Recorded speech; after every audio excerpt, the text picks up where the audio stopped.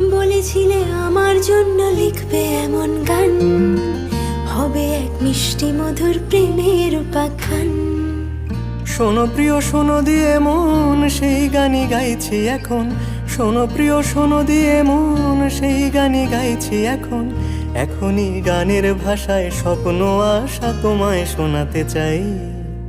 বলো। শুনতে চাই। কিন্তু তারপরে আর গানের কথা মনে নাই। হায় হায়, তারপরে আর গানের কথা মনে নাই।